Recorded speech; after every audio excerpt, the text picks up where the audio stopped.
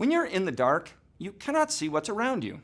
If you're in a strange place looking for the way out, you might grope around by using your sense of touch, but when you finally find a light, you immediately grasp what's around you and how to move forward.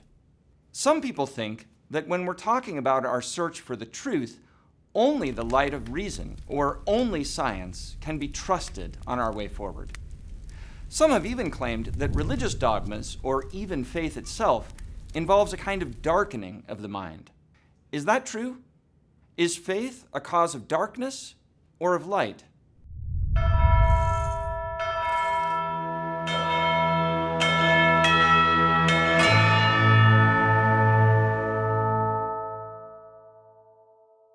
In the 18th century, Carl Linnaeus classified human beings as Homo sapiens. That literally means the wise man, or perhaps the knowing human. St. Thomas Aquinas didn't use this classification, of course, but he would agree that the name expresses something at the core of what it means to be human. We're made to know. It's our most characteristic activity. And this is because we're endowed with the light of reason. Aquinas would add that this is precisely where the image of God is rooted in us. We are like God because we have minds capable of knowing the highest truths, and thus of loving what is truly good in a way that distinguishes us from non-rational animals who have only lower forms of cognition of material things. So our minds thirst for knowledge. We wonder about things and we seek to understand them. We marvel at the stars and the planets. We build telescopes to study them and develop sophisticated scientific theories about them, and even send spacecraft to explore them. But what is this natural light of the mind? Aquinas thinks we can understand it by analogy.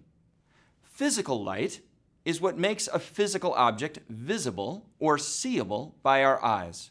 When physical light is present, it gives us, through our eyes, a certain access to the reality around us by a sensation, vision, that is essentially different from touch and hearing. That's why a picture is worth 1,000 words. Our mind, too, has a kind of light, the light of natural reason, as its own stable possession. But this is not a physical light, and it does not come from anything material. Aquinas thinks it must have a higher and immaterial source, because it makes us able to abstract from matter and to transcend individual particularity. We have covered this in earlier videos. In brief, when we experience something through our senses, our mind generates a mental image from what we perceive. When the light of reason shines on that image, we grasp something of an essentially different order than our bodily senses.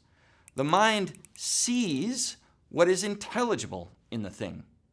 The light of reason really does give us something new and of a different order than sense perception, and there's no explanation or justification on which the evidence of this intellectual grasp rests beyond the light of reason itself. This dynamic is constantly at work in science, and indeed in any activity of reason. For example, scientists carefully observe individual things, like the mass of the sun and of the planet Mercury, and the peculiar shifting orbit of Mercury around the sun.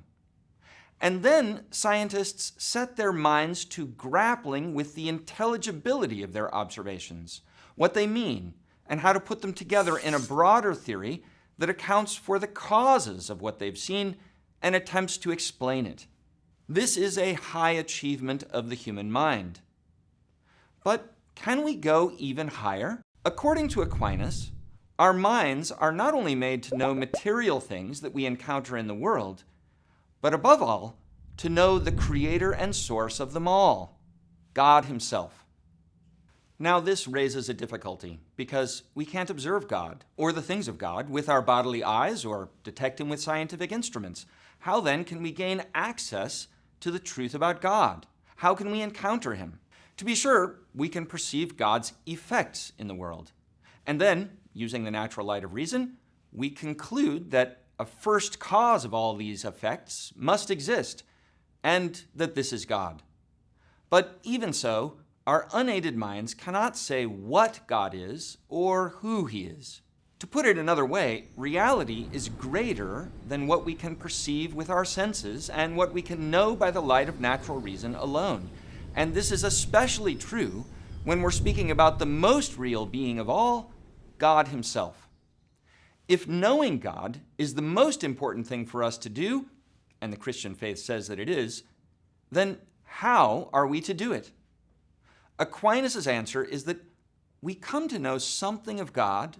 Indeed, we come to know God himself when God grants our minds a share in a light that is higher than the light of reason, namely the light of faith.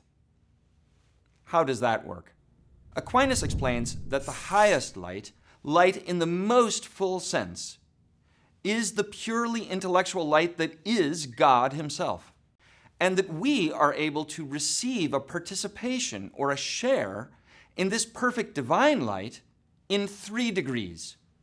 By nature, that's to speak of the light of natural reason. By grace, that's the light of faith and other special graces. And finally, the saints in heaven receive the light of glory, by which they see God directly, face to face. How are these 3 lights related to each other? Aquinas speaks of them as having different strengths. The natural light of reason is strengthened by the infusion of the light of faith so that the mind can grasp a supernatural dimension of reality that exceeds what natural reason can know by itself. This means that there is no competition between the light of reason and the light of faith, nor is their relation horizontal, as if the domain of reason is here and the domain of faith is there. Rather, Aquinas portrays the relation between them as hierarchical and complementary. As we ascend by faith, reason is able to do its work even better as we come to understand reality in an even higher light. Likewise, the light of faith cannot be reduced to the light of reason. Just as reason sees deeper into reality than sense perception alone is capable of doing, so also by the supernatural light of faith, we grasp something of a different order than both what sense and natural reason can access. The light of faith refers more specifically to that supernatural illumination by which the believer's mind is able to give an unqualified and unconditional assent to what has been proposed for belief. It puts the mind in living contact with God himself. There are many famous examples. Think of the young St. Augustine, who describes his conversion in his famous work, The Confessions. After a long journey of searching for the truth in different philosophies and religions, and after considering the Christian message for a long time, the decisive moment for Augustine came one day when he was moved to pick up the gospel. He read a page of its saving message as if he was reading it for the first time, because he was seeing it in a new light. Its promise of the forgiveness of sins and a life of holiness in God's sight became real to him. By a special grace of God, his mind grasped its truth, and in that moment he began to believe by the light of faith. What was going on in Augustine that moved him to believe? Aquinas would explain it this way. God was infusing a new and higher light of faith into Augustine's mind. By that light, Augustine was able to see that God was speaking the truth to him, even though Augustine didn't see God himself or any definitive proofs for the truths of faith. Rather, Augustine acquired a new sense for divine truths and for God's truthfulness. And so, moved by grace, he made an act of belief. We might then ask, if the mind doesn't see directly the truth that's to be believed, in what sense is faith truly a light? This is an important question, and it will be the subject of our next video. For readings, podcasts, and more videos like this, go to Aquinas101.com.